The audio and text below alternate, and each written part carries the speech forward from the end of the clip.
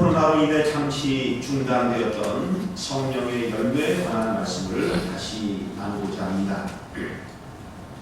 전에 성령의 열매에 대해서 3번에 걸쳐서 말씀을 나누는데 기억이 나십니까? 기억이 아삼아삼하십니까? 먼저 복습부터 잠깐 하도록 하겠습니다. 예수님을 나의 구원자, 나의 주, 나의 하나님으로 믿는 성도가 되었다면 그 다음에 힘써야 될 제1의 여러분 일은 뭐냐 하면은 바로 예수님 닮기를 힘써야 되는 것입니다. 우리의 마음과 생각, 인격과 성품, 말과 행동, 기질과 성향, 우리의 모든 면에서 이제는 예수님 닮기를 힘써야 되는 것입니다. 하나님의 백성이 되었으니 이제는 하나님 백성답게 살 수 있는 정말 하나님 자녀다운 삶을 살기를 힘써야 된다는 말씀입니다. 이것을 가리켜 성화라고 말하고요. 성화된 상태, 예수님을 닮은 상태를 가리켜 성령의 열매를 맺었다, 이렇게 말하는 것입니다. 우리가 예수님을 위해서 무슨 일을 하는 것도 중요하지만 그보다도 우선적이고 더 중요한 것은 예수님을 닮은 사람이 되는 것입니다. 내 안에 성령의 열매를 많이 맺는 것입니다. 우리가 예수님을 닮은 분이 되어 있으면 우리가 하는 모든 일 속에서 예수님이 나타날 것입니다. 예수님의 향기가 나타날 것입니다. 예수님의 발자취가 나타날 것입니다. 예수님의 모습이 나타나게 될 것입니다. 그분이 하는 일 자체가 예수님의 하는 일과 같은 일이 된다는 것입니다. 그렇기 때문에 여러분 예수를 주로 믿으셨습니까? 구원자로 여러분 받아들이셨습니까? 그렇다면 우리의 일생, 남은 일생은 예수를 닮으려는, 내 안에 성령의 열매를 맺으려는 이 열심과 이 노력을 경주해야 되는 것입니다. 농부가 나무를 심는 목적은 열매를 맺기 위함이듯이 하나님께서도 우리에게 바라시는 것은 다름이 아니라 열매인 것입니다. 요한복음 15장 8절 말씀을 같이 읽어보실까요? 시작. 너희가 열매를 많이 맺으면 내 아버지께서 영광을 받으실 것이요 너희는 내 제자가 되리라. 우리가 예수님이 제자인지 아닌지는 얼마나 잎사귀가 많은지, 얼마나 꽃을 많이 피웠는지가 아니라 열매를 얼마나 맺었는지를 보고 알 수 있다는 것입니다. 우리가 열매를 많이 맺어야 하나님 아버지께서 영광을 받으시고 우리가 참 예수의 제자임을 알게 된다라고 말씀하고 있습니다. 여기서 열매란 어떤 열매를 말하는 것입니까? 예수 믿은 이후에 맺어진 열매를 말하는 것입니다. 믿음의 열매, 입술의 열매, 마음의 열매, 생각의 열매, 행실의 열매를 포함한 성령의 열매를 말하는 것입니다. 여러분들은 얼마나 열매를 맺었습니까? 예수 믿은 지 30년, 40년, 아니 모태신앙서부터 지금까지 예수를 믿었다면 내 안에 어느 정도의 열매를 지금 맺고 있는 것입니다.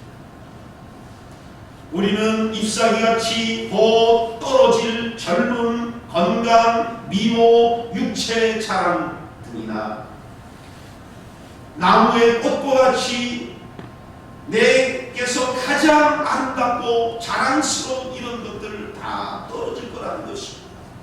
그러나 성령의 열매는 영원한 것입니다. 그렇기 때문에 우리는 잎사귀 같은 그런 것에, 꽃과 같은 것에 집중하는 삶이 아니라 열매를 맺는, 성령의 열매를 맺는 데 집중하는 삶을 살아야 할 것입니다. 전에 우리가 살펴본 대로요, 성령 충만, 성령 세례, 성령 조명, 성령 기름 부으심, 성령의 은사, 이런 것은요 100% 성령님이 주셔야만 받는 것입니다. 내가 1%도 만들어낼 수가 없는 거예요. 전적인 성령의 역사로 이루어지는 것입니다. 우리는 단지 그 성령의 그 모든 것을 받기 위해서 우리는 기도할 뿐인 것입니다. 그러나 성령의 열매는 다른 것입니다. 성령의 열매는요, 성령의 노력만 가지고도 안 되는 것이고요, 우리의 노력이 반드시 필요한 것입니다. 또한 반대로 우리의 노력만 가지고도 안 되고 성령의 도우심이 반드시 필요한 거예요. 그래서 성령의 열매라는 이 말에서 성령은 인간이 할 수 없는 영역을 말하는 것이고, 열매라는 것은 우리의 노력과 땀과 헌신이 필요한 영역이라는 것을 말하고 있는 것입니다. 그래서 성령의 열매를 맺으라는 것은 인간이 할 수 없는 그 영역인 성령을 의지하고, 그리고 우리의 노력과 땀과 헌신의 이 영역이 필요한 것이다 라는 말씀입니다. 왜 우리가 예수 믿은 지 오래되었지만 성품과 인격이 전혀 바뀌지 않는 것입니까? 예수 믿은 지 오래되었는데 왜 말이 안 바뀌고 성격이 안 바뀌고 행동이 안 바뀌는 것입니까? 그것은 우리가 신앙생활을 하면서 예수 닮는 것, 성령의 열매를 맺는 것, 여기에 신앙의 목표를 두지 않았기 때문에 그래요. 그저 건강 무슨 이 살면서 순간순간 필요한 것을 구했지, 내 삶 속에서 내 인생의 가을이 되었을 때 내 삶 내 모든 영역에서 예수님 닮은 예수의 흔적이 나타나고 성령의 열매를 내가 맺는 삶을 여러분 신앙의 목표로 삼지 않았기 때문이라는 것입니다. 또한 성령의 열매를 맺기 위해서 절대적으로 성령을 의지하고 기도하지 않았다는 거예요. 성령이 나를 도와주지 않으면 내 안에 있는 이 죄성을 나는 이길 수 없습니다. 나는 내 자신을 조금도 바꿀 수 없습니다. 성령이여 나를 주장해 주옵소서. 강력한 성령에 대한 의지함이 없어요.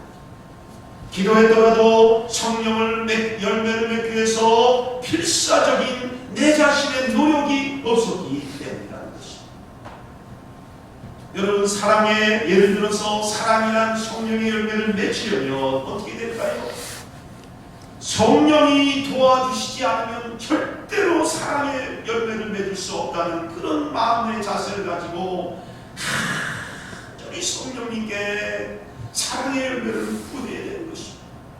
동시에 내가 사랑하기 위해서 몸부림치고 노력하고 실천하지 않으면 절대 사랑의 열매를 맺을 수 없다는 각오로 사랑을 실천하려고 노력할 때 이 두 가지가 합력해서 우리 안에 성령의 사랑의 열매가 맺어지는 것입니다.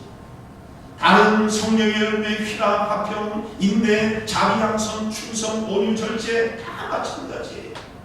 첫째는 성령님께 간절히 간구하고, 그리고는 내 자신이 그 열매를 맺기 위해서 부단히 몸부림치며 여러분 노력하는 수고가 있어야 되는 것입니다.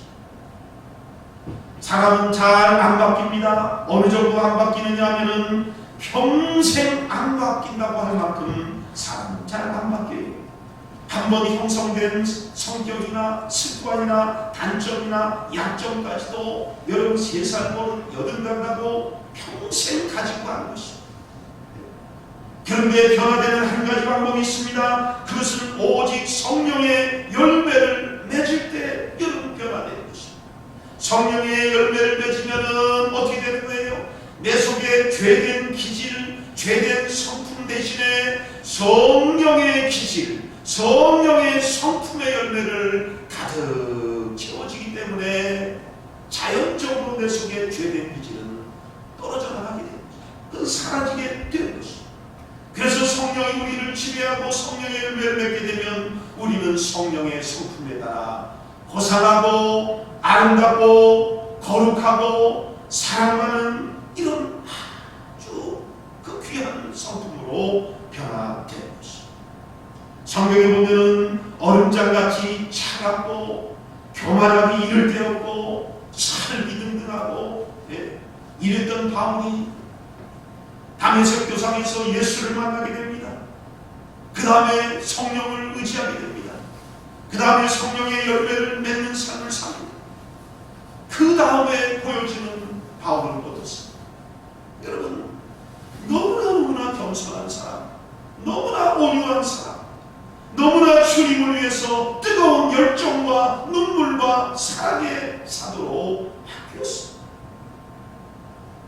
성령의 열매를 맺어야만 혈기 많은 사람이 온유한 사람이 될 수 있고, 매사에 부정적인 사람이 긍정적이고 건설적인 사람이 될 수 있으며, 의심 많은 사람이 믿음의 사람이 되고, 불평불만 일삼는 사람이 감사의 사람이 될 수가 있는 것입니다. 절대 내 개인의 노력만 가지고는 안 되는 거예요. 우리 교회도 보면요, 제가 11년 동안 우리 배단위 교회를 섬기면서 보면은요, 전에는 말도 함부로 했습니다. 다른 사람이 상처를 받든 말든 상관하지 않고 그냥 비수 같은 말을 던졌습니다. 그러나 지금을 보면은요, 얼마나 은혜의 말을 하시는지, 얼마나 덕스러운 말, 아예 그런 말 아니면 말을 하지 않는, 말만이 아니라 마음 자체가 은혜롭게 바뀐 분들이 참 많습니다. 전에는 자기를 높이던 분이 이제는 하나님만을 높입니다. 전에는 자기 중심적이던 분이 이제는 하나님 중심적으로 바뀐 분도 많습니다. 이 모든 것은 다 성령의 역사인 줄로 믿습니다. 다 성령의 열매를 맺었기 때문에 가능한 것입니다.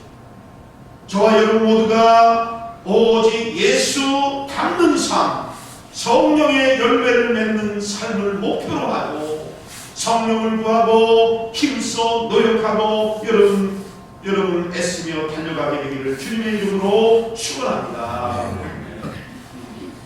성령의 9가지 열매는요, 3가지 열매씩 분류할 수 있는데요, 첫 3가지 사랑, 희락, 화평의 열매는 하나님과의 관계에서 맺어지는 열매입니다.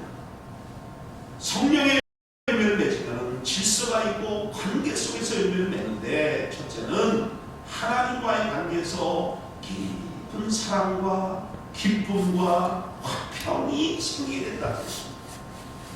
두 번째, 여러분 3가지 열매는 뭐예요? 인내, 자비, 양선의 열매입니다. 이것은 사람과의 관계에서 맺어집니다. 참는 것입니다. 어려운 사람, 불쌍한 사람에 대해서는 자비하게 됩니다.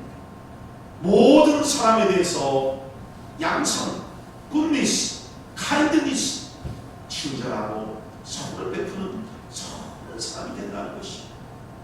그 다음에 마지막 3가지는요, 충성, 온유, 절제의 열매는 사역, 하나님이 나에게 맡겨주신 사역, 사명, 주님의 일, 이런 것과의 관계에서 맺어지는 열매인 것입니다. 성령의 열매를 맺으면 그래서 하나님의 일에 정말 충성하게 되는 것입니다. 온유한 마음으로 하게 되는 것입니다. 모든 일에 있어서 절제를 하게 되는 것입니다. 이 9가지 열매가 우리 안에 잘 맺어지는 사람이 진짜 예수의 사람인 거예요. 진짜 예수 닮은 사람이고, 그분은 어디를 가나 하나님의 영광을 나타내는 사람이 되는 것입니다. 여러분에게 성령의 9가지 열매가 맺어지기를 주님의 이름으로 축원합니다.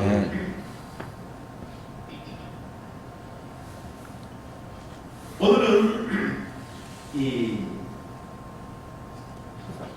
9가지 열매 중에서 가장 중요한 이 한 가지, 사랑의 열매의 말을 생각하면서 우리 모두에게 사랑의 열매가 많이 맺어지게 되기를 바랍니다. 하나님께서 우리에게 맺으라고 하신 성령의 열매로서 사랑은 무슨 세상적인 사랑, 인간적인 사랑, 남녀간의 무슨 이런 사랑이 아니라 아가페 사랑. 한번 따라해 보실까요? 아가페 사랑. 큰 소리로 해보세요. 아가페 사랑. 이 아가페 사랑이라는 것은 다 아시다시피 하나님의 사랑을 말하는 것이죠. 사랑 중에 가장 숭고하고 위대하고 거룩하고 순결한 하나님의 사랑. 사랑도 다양한 종류가 많습니다. 그 중에서 우리가 맺어야 될 사랑은 하나님의 사랑을 맺으라는 것입니다. 이 아가페 사랑, 하나님의 사랑을 우리는 어디서 볼 수 있어요? 하나님이신 예수님께서 이 땅에 오셔서 삶으로 보여주신 그 사랑을 통해서 우리는 아가페 사랑이 무엇인지를 알 수가 있는 것입니다. 그래서 우리가 아가페 사랑, 하나님의 사랑을 알려면 예수님의 사랑을 알아야 되는 것입니다. 예수님의 사랑이 어떤 사랑인지를 우리는 깊이 들여다봐야 되는 것입니다. 예수님의 사랑은 어떤 사랑이에요? 원수라도 사랑하는 무조건적인 사랑이에요. 편을 가르는 사랑이 아닌 것입니다. 죄인을 위해서 하나님께서 대신 죽어주시는 십자가 사랑인 것입니다. 뭔가를 얻기 위함이 아니라 온전히 주기 위한 사랑인 거예요. 섬긴 만큼 섬김을 받으려고 하는 것이 아니라 섬김이 목적인 사랑인 것입니다. 상대방을 살리기 위해서 자신이 기꺼이 죽는 자리로 나아가는 희생적 사랑인 것입니다. 사랑할 가치가 있는 대상을 향한 사랑이 아니라 그 누구도 사랑할 수 없는 존재를 사랑하는 그런 사랑인 것입니다. 세상의 사랑이 아니라 하늘의 사랑, 순결하고 거룩한 사랑인 것입니다. 여러분, 이기적이고 조건적이고 감정적인 우리의 사랑의 실력 가지고는요, 결코 하나님의 사랑, 이 아가페 사랑을 우리가 뺄 수가 없는 거예요. 우리같이 이렇게 종자기같이 작은 사랑을 가지고 하늘의 사랑을 여러분 담는다는 것은 불가능한 거예요. 그럼 하나님은 불가능한 사랑을 하라는 말씀인가요? 그렇지 않습니다. 우리로 하여금 하나님의 사랑으로 초대하는 것입니다. 하나님의 사랑으로 넓어지라는 것입니다. 하나님의 사랑으로 깊어지라는 것입니다. 그와 같은 사랑을 실천하는 자가 되라고 말씀하고 있는 것입니다. 요한복음 21장 보시면요, 부활하신 예수님께서 베드로에게 나타나셔서 3번 질문하시는, 그리고 베드로가 그 3번 사랑 고백을 하는 여러분 장면이 소개되어 있습니다. 그러나 이 베드로의 사랑 고백은 실제로 사랑 고백이 아니라 자신은 예수님을 진짜 사랑할 수 없다는 고백을 하는 것입니다. 예수님께서 베드로에게 똑같은 질문을 요한복음 21장 15, 16, 17절에서 똑같이 3번을 이렇게 묻습니다. 예수님이 뭐라고 묻으셨어요? 요한의 아들 시몬아, 네가 나를 사랑하느냐? 그러니까 베드로가 3번 똑같이 예, 내가 주님을 사랑하는 줄 주님께서 아시나이다, 이렇게 대답하셨어요. 여러분, 우리나라 성경만 보면은 다 사랑으로 되어 있어요. 예수님이 사랑하느냐 물으니 베드로가 사랑한다고 대답하는 것처럼 되어 있어요. 그러나 헬라어 성경을 보면 내용이 달라집니다. 헬라어 성경의 표현을 따르면요, 그 다음 보실까요? 헬라어 성경이 이렇게 되어 있습니다. 예수님께서 요한의 아들 시몬아, 네가 나를 아가페 하느냐? 이렇게 2번 물으셨어요. 15절 16절. 베드로가 2번 똑같이 대답하기를 예, 내가 주님을 필레야 하는 줄 주님께서 아시나요? 이거 무슨 대화예요? 예수님은 네가 나를 하나님의 사랑으로, 가장 숭고한 사랑으로 나를 사랑하느냐? 이렇게 물으셨을 때 베드로는 주님, 내가 주님을 필레야 정도로, 친구와의 우정 정도로 사랑하는 줄 주님께서 아시나이다, 이렇게 대답합니다. 그러니까 베드로는 나는 주님을 아가페 사랑할 수 없는 사람입니다 라는 고백이지요. 3번째 예수님이 묻습니다. 너는 나를 필레야 하느냐? 이렇게 묻습니다. 이 3번째는 주님이 아가페라고 자꾸 물으니까 부담되고 필레야밖에 못한다고 하니까 주님이 그러면 너는 나를 필레야, 친구의 우정 정도로 사랑하느냐? 이렇게 물으셨습니다. 그러니까 베드로가 예, 주님, 제가 주님을 필레할 정도로 친구와의 우정 그 이상도 그 이하도 아닌 그냥 필레야 사랑하는 줄 주님께서 아시나이다. 이렇게 대답했습니다. 그러니까 나는 주님을 그렇게 아가페 사랑, 내 목숨을 내놓고 사랑하는 그런 무조건적인 사랑, 그런 절대적인 사랑 나는 못합니다. 이렇게 고백했다는 말입니다. 베드로는 한때 예수님을 위해 목숨을 내놓겠다고 호언장담하던 사람이 다 버릴지라도 나는 예수님과 함께 죽겠습니다라고 그리 말했던 사람이에요. 그러던 베드로가 예수님이 부활하셔서 나를 사랑하느냐는 질문에 나는 예수님을 그저 친구의 우정 정도 사랑한다고밖에 여러분 대답하지 못했습니다. 그 이유가 무엇입니까? 베드로가 십자가를 모를 때는요, 주님을 위해서 생명이라도 바칠 것처럼 그리 말했습니다. 그러나 막상 예수님께서 십자가에 달려 돌아가시게 되고 자신들도 예수님을 믿고 따라다가는 예수님처럼 십자가 처형을 당해야 될지도 모른다고 생각하니까 십자가 앞에서 생각이 달라진 거예요. 그리고는 3번이나 예수님을 모른다고 부인하고 3번이나 저주하고 그리고는 다 도망치게 되었습니다. 죽음의 십자가, 희생의 십자가 앞에 서보니 자신의 사랑의 수준이 어느 정도인지를 깨닫게 되었다는 말씀입니다.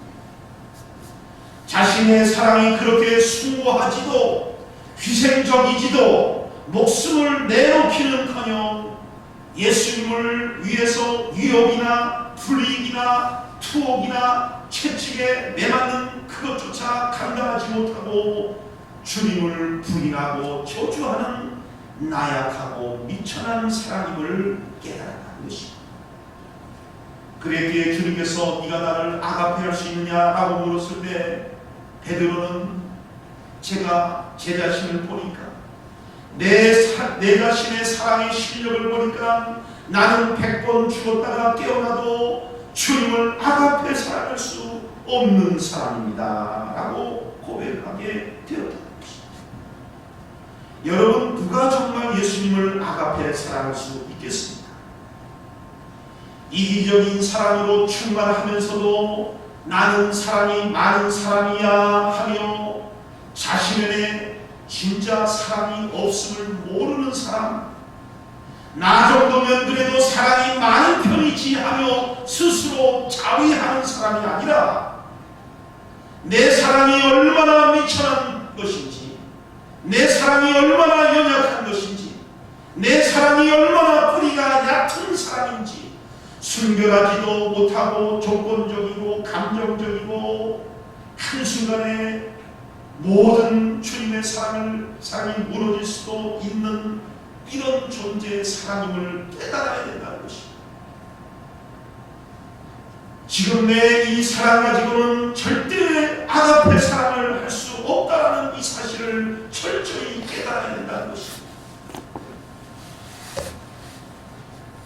예수님께서 베드로에게 너는 나를 아가페 할 수 있느냐고 물으신 것은 실상 베드로야 네 힘으로는 절대 아가페 할 수 없단다를 가르쳐주기 위한 질문인 거예요. 그래서 베드로는 내가 사랑이 없음과 내 사랑을 가지고는 아무것도 쓸데없는 주님을 사랑하기에는 더없이 부족한 사랑이라는 사랑을 깨닫고 그리고는 베드로는 철저히 성령님의 도우심을 구하게 된 것입니다. 예수님은 베드로에게 너의 사랑이 아니다 예수의 사랑을 배우고 성령의 사랑에 접붙임을 받으라고 그렇게 말씀하고 있는 것입니다. 포도 열매를 맺으려면요 그 가지가 포도나무에 접붙임을 받아야 할 것입니다. 우리가 성령의 열매로서 숭고한 아가페 사랑의 열매를 맺으려면요 인간적인 사랑에서 하늘 사랑의 접붙임이 되어야 될 것입니다. 세상의 사랑만 하는 우리 자신이 하나님 사랑의 접붙임이 되어야 되는 것입니다. 나같이 연약한 사랑을 가진 자가 성령의 능력 있는 사랑에 접붙여야 되는 거예요. 그 사랑에 접붙이면요, 그 사랑이 우리 안에 거하게 되는 것입니다. 그 사랑이 우리를 사로잡는 것입니다. 그 사랑의 능력이 우리에게 주입이 되는 것입니다. 그래서 그 사랑으로 우리도 여러분 마음과 목숨과 뜻을 다하여 예수님을 사랑하고 성도를 사랑하고 원수까지 사랑하는 강력한 사랑의 사람이 될 수 있는 것입니다. 진정한 사랑의 사람이 되기 위해서는 내 사랑 가지고는 안 된다는 이 내 사랑에 대한 여러분 이 절대절명의 전망이 있어야 되는 거예요. 이 사랑 가지고는 안 된다는 자기 부정이 있어야 되는 것입니다. 이거 가지고는 턱없이 하나님 위해서 정말 하나님의 영광을 위해서는 아무것도 아니라는 자기 사랑의 부인이 있어야 되는 것입니다. 그리고는 절대절명으로 성령을 의지하고 예수님의 사랑을 본받고 여러분 그 사랑에 접붙임바 되어야 되는 것입니다. 내 힘으로 사랑하는 사람은 어느 정도 사랑하다가는 바닥이 늘어나서 그 다음에는 너가웃이 되고 하는 것입니다. 탈진이 되고 하는 것입니다. 감당할 수도 없는 것입니다. 그러나 주님의 사랑을 계속 주입받는 사람은 더 큰 사랑을 감당하고 더 큰 사랑을 감당하고 주님의 사랑을 여러분 이뤄낼 수가 있는 것입니다. 주님의 사랑을 여러분 접붙임바 되어야만 나를 위해서 사는 것이 아니라 이제는 살아도 예수 위해 살고 죽어도 예수를 위해서 죽는 예수 일편단심의 사람이 될 수가 있는 것입니다. 예수를 부인하고 저주하고 도망쳤던 베드로지만 예수님의 사랑에 접붙임바 되고 성령의 능력으로 덧입힌바 되어진 베드로는 여러분 결국은 예수님을 위해서 순교하는 자리로 가는 것이죠. 네로 황제가 여러분 베드로를 붙잡았습니다. 예수를 믿는다는, 예수를 전한다는 이유로 붙잡았습니다. 그리고는 마지막 기회를 주겠다. 예수를 부인하면 살려주겠다 했습니다. 베드로는 부족한 나를 위하여 십자가에서 죽어주신 그 하나님을 내가 어찌 부인하리요? 나를 한 번도 사랑하지 않은 적이 없는 그분을 내가 어떻게 사랑하지 않을 수 있겠습니까? 나는 죽을지언정 부인할 수 없다고 말했습니다. 네로 황제는 화가 나서 베드로를 십자가에 못 박으라고 했습니다. 이때 베드로가 십자가에 못 박혔는데 마지막 남긴 말이 무엇입니까? 어찌 나같이 부족한 자가 감히 예수님과 같은 모양으로 죽을 수 있겠는가? 나를 십자가에 거꾸로 매달아 죽여달라고 그렇게 뜨거운 주님의 사랑을 여러분 그 고백하며 마지막 순교의 제물로 그를 자신을 드렸던 것입니다. 여러분 참으로 위대하고 거룩하고 예수님 닮은 순결한 아가페 사람의 사람 되기를 원하십니까? 그렇다면 여러분 내 안에 사랑이 없음을 먼저 알아야 되는 것입니다. 네가 정말 나를 생명을 다하여 숭고한 사랑할 수 있느냐는 이 질문에 나는 못합니다. 내 힘으로는 절대 못합니다. 그러니 성령이여 도와주시옵소서. 나는 예수님의 사랑에 접붙임을 받아야 될 수밖에 없는 존재입니다. 이걸 구해야 되는 것입니다. 성령의 도우심을 구하시기 바랍니다. 그리고 세상의 사랑, 사람의 사랑이 아니라 예수님의 사랑으로 사랑하기를 힘쓰고 노력하고 실천해야 되는 거예요. 여러분이 조그만 사랑을 여러분 실천하는 기회가 있더라도 그 사랑을 예수의 사랑으로 해보세요. 그 사랑은 어떤 거예요? 진실하게 하세요. 무조건적인 사랑으로 하세요. 무언가 대가를 바라지 말고 그저 희생적이고 이타적이고 순결한 함으로 사랑 그 자체를 가지고 성님을 목적으로 그냥 사랑하는 데 힘쓰세요. 여러분 큰 사랑을 위한 큰 사랑이 아니에요. 작은 사랑이라 할지라도 진실되게 하면 그건 큰 사랑인 것입니다. 그렇게 살아갈 때 성령의 도우심으로 나에게 점점 아가페 사랑의 근육이 있게 될 것입니다. 아가페 사랑의 근력이 생기게 될 것입니다.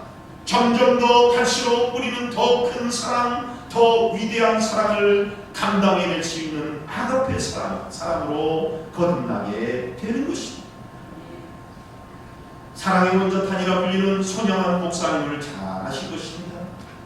1948년 여순 순천 반란 사건이 일어나 미국으로 유학하기 직전에 있는 두 아들이 그 공산 반란군에 의해서 처참하게 죽임을 당한 사건이 벌어졌어요.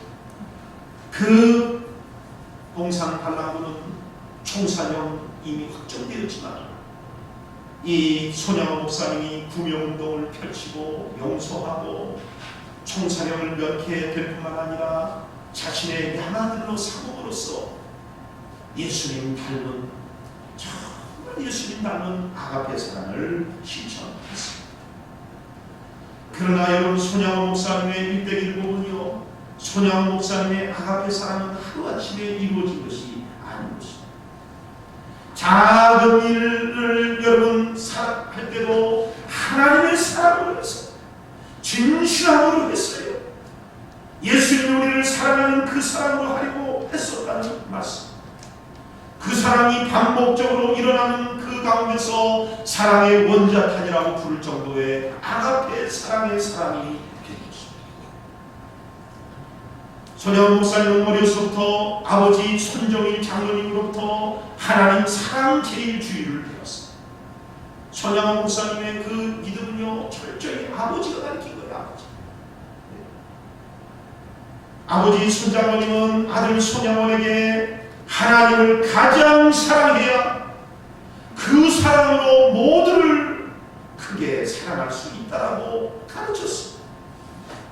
마산 3.1 만세운동을 이끄셨던 아버지 손정일 장로님께서 아들 손양원에게 어릴 적부터 자주 들려주신 말씀. 손양원 목사님이 옥고를 치를 때 이 아버지가 마지막 숨을 거둘 때 유언으로 남긴 말씀이 바로 전부 마태복음 10장 37에서 39절 말씀. 저는 이 말씀을 읽으면서 어떻게 이 어린 아들에게 이 말씀을 주었을까 생각을 해본 적이 있습니다. 한번 읽어보겠습니다. 마태복음 10장 37절 39절 37절 읽어보겠습니다. 시작. 아버지나 어머니를 나보다 더 사랑하는 자는 내게 합당하지 아니하고 아들이나 딸을 나보다 더 사랑하는 자도 내게 합당하지 아니하며 38절 또 자기 십자가를 지고 나를 따르지 않는 자도 내게 합당하지 아니하니라. 39절이요 자기 목숨을 얻는 자는 잃을 것이요 나를 위하여 자기 목숨을 잃는 자는 얻으리라. 아들 손양원은 어려서부터 아버지의 이 말씀을, 이 가르침을 받았습니다. 그리고 그 어느 누구도, 그 어떤 것도 하나님보다 더 사랑하지 않겠노라. 하나님만을 제일로 사랑하겠노라.